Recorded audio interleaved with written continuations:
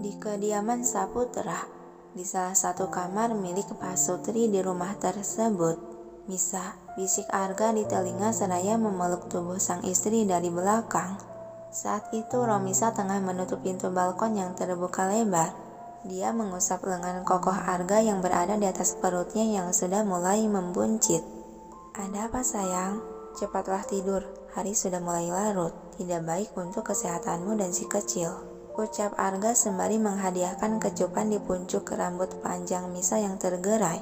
Misa membalikkan badan sehingga saling berhadapan. "Iya sayang." Secara tiba-tiba Arga mengangkat dan menggendong tubuh gadis itu lalu membawanya ke atas ranjang untuk direbahkan. Tubuh Misa telah terbaring menyamping di atas ranjang, dan dengan penuh pengertian Arga menyelimuti sang istri, juga membuat dinding di setiap sisi kasur dengan bantal guling agar tidur si istri aman dan nyaman. Arga menepuk-nepuk bantal yang selalu dipeluk Misa ketika tidur. "Bagaimana? Sudah nyaman?" Yang dibalas manggutan serta senyuman dari Misa. Kecupan kilas di kening Misa dan tidak lupa juga Arga mengecup perut buncit gadis itu dengan penuh kasih sayang. Lalu dia ikut berbaring menyamping memeluk sang istri dari belakang.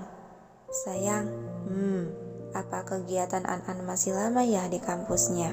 Kenapa selama dia di sana tidak pernah aku mendengar kabar atau bahkan berkunjung sebentar kemari?" tanya Misa yang merasakan kejanggalan. Arga mengusap lembut rambut si istri yang sesekali memberi kecupan. Mungkin saja dia terlalu sibuk, jadi tidak sempat mengabari atau berkunjung kemari. Gitu ya. Segitu sibukkah kegiatan dia sampai tidak bisa mengunjungi rumah ini, yang padahal dia sudah menikah? Setauku, An-An tidak pernah meninggalkan kewajibannya walau sesibuk apapun. Sedangkan di rumah ini dia sudah mempunyai tanggung jawab sebagai istri si Egi. Jadi aku merasa ada. Ucapan Misa seketika terputus saat secara tiba-tiba Arga menarik dirinya dan memeluk tubuhnya dengan cukup erat. "Misa, berhenti memikirkan masalah orang lain.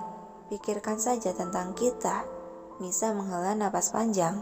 Baiklah. Aku kan hanya kangen saja sama An-An yang sudah 3 hari ini tidak bertemu dengannya." Arga memberi belayan kembali pada rambut Misa. "Jika sudah waktunya pulang juga, adik ipar akan bertemu denganmu." Yang dibalas anggukan kepala oleh Misa. "Misa, kapan USG lagi anak kita? Aku tidak sabar ingin melihat perkembangannya. Bagaimana jika besok kita lakukan USG lagi?" tanya Arga beralih mengusap perut buncit sang istri. "Baru juga minggu kemarin aku USG, masa mau lagi?" "Enggak sayang, tunggu 1 minggu lagi." "Tidak, besok kita USG lagi." "Enggak sayang, janjinya juga 2 minggu sekali. Jadi tunggu 1 minggu lagi. Kasihan dokter Melati yang harus bolak-balik untuk memeriksa kandunganku," sanggah Misa. Desan pelan Arga seraya mendaratkan kecupan kilas di pipi gembil Misa. "Baiklah, aku tidak akan memaksamu." Lalu dengan lembut Arga menarik tubuh sang istri agar semakin merapat ke dalam pelukan. "Tidurlah."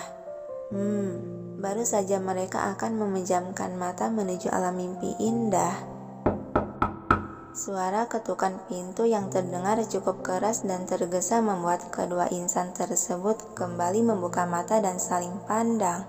"Sayang, sepertinya di luar ada orang yang ingin bertemu," ucap Misa. Arga melirik ke arah pintu kembar lalu kembali menatap Misa. Dia mendengus sebal.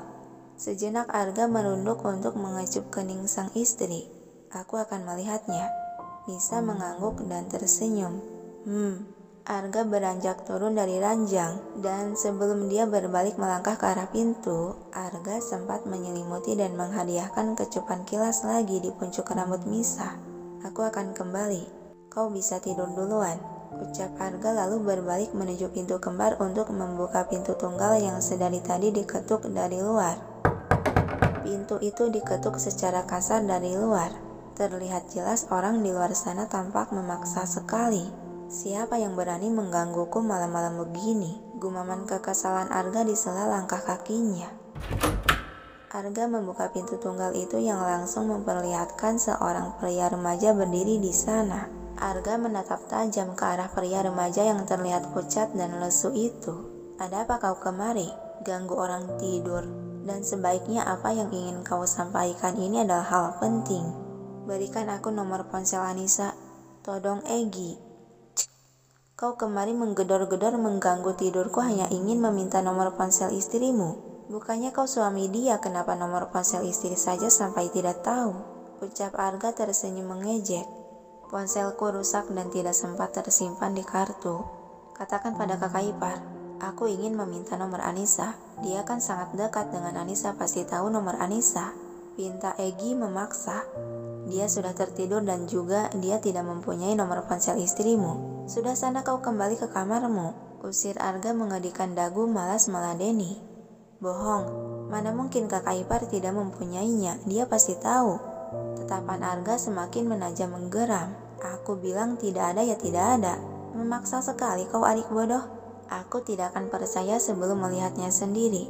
Ambilkan ponsel kakak ipar. Kalau tidak jangan salahkan aku menerobos masuk," ancam Egi tak kalah menatap sengit. "Kau," tercekat Arga diakhiri desahan kasar. "Dasar gila. Kau diam di sini." Kemudian dia berbalik masuk ke kamarnya untuk mengambil ponsel milik Misa yang diminta. Hingga beberapa menit kemudian, Arga telah kembali lagi menemui lelaki yang tampak gelisah itu. Dia menyalakan layar ponsel yang ada di pegangan tangan.